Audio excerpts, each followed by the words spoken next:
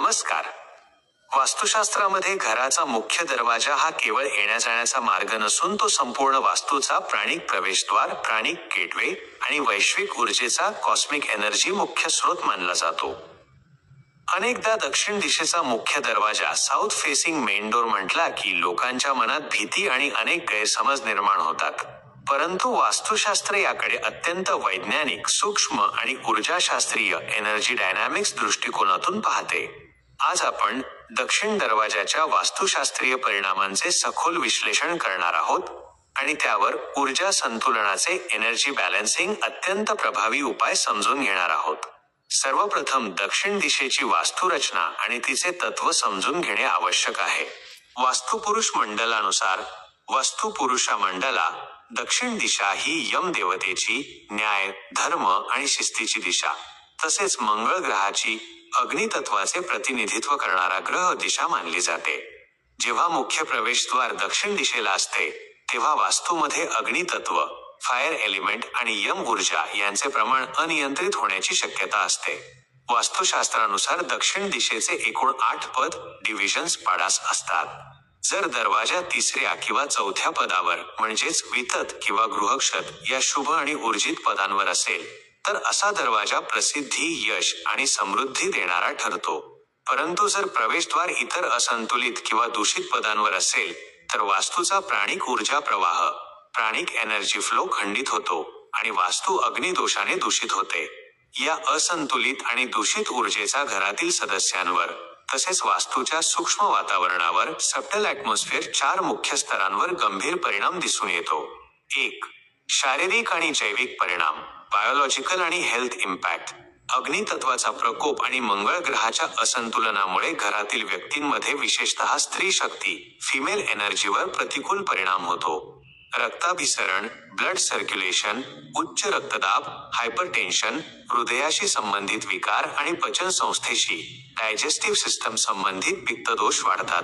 शरीरातील जैविक ऊर्जा, बायो एनर्जी वेगाने क्षीण होऊन दीर्घकालीन थकवा जाणवतो.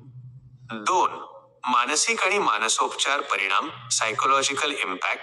मंगळाच्या आक्रमक आणि उग्र प्रवृत्तीमुळे घरातील सदस्यांच्या मानसिक स्पंदनांमध्ये, मेंटल व्हायब्रेशन्स, तीव्र अस्थिरता निर्माण होते. कौटुंबिक सदस्यांमध्ये आक्रमकता वाढून क्षुल्लक कारणावरून गंभीर कलह होतात. घरातील सात्विक शांतता नष्ट होऊन सतत नकारात्मक व तणावपूर्ण स्पंदने, नेगेटिव्ह ऑरा, घरावर अधिराज्य गाजवतात. 3. आर्थिक आणि समृद्धीवरील परिणाम, फायनान्शियल ड्रेन आणि इन्स्टॅबिलिटी. वास्तुशास्त्रामध्ये असंतुलित दक्षिण दिशेला व्यय दिशा म्हणजेच ऊर्जेचा आणि संपत्तीचा निचरा करणारी जागा मानले जाते. यामुळे वास्तूतील लक्ष्मी तत्व स्थिर राहत नाही. अचानक उद्भवणारे अनपेक्षित खर्च, अनएक्सपेक्टेड लॉसेस, कर्जाचा वाढता भार, धनहानी आणि व्यापार व्यवसाय किंवा नोकरीत तीव्र आर्थिक अनिश्चितता निर्माण होते. 4. प्रगती आणि भाग्योदयामधील अडथळे, ग्रोथ आणि कर्मा ब्लॉकेजेस.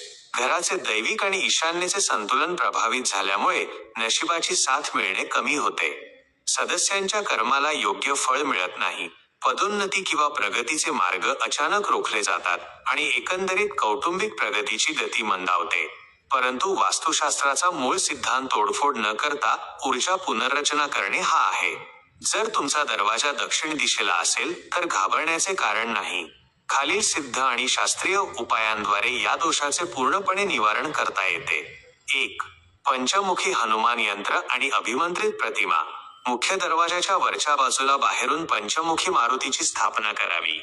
पंचमुखी रूप हे 5ही दिशांच्या नकारात्मक ऊर्जेचे निर्दालन करणारे आणि वास्तुभोवती प्रबळ संरक्षक कवच, प्रोटेक्टिव्ह शील्ड निर्माण करणारे मानले जाते. 2. तांब्याची पट्टी आणि लाकडी उंबरठा, ग्राउंडिंग मेकॅनिझम. मुख्य दरवाजाला सागवानी किंवा मजबूत लाकडाचा उंबरठा थ्रेशोल्ड असणे अत्यंत अनिवार्य आहे, जो नकारात्मक ऊर्जा बाहेरच रोखतो.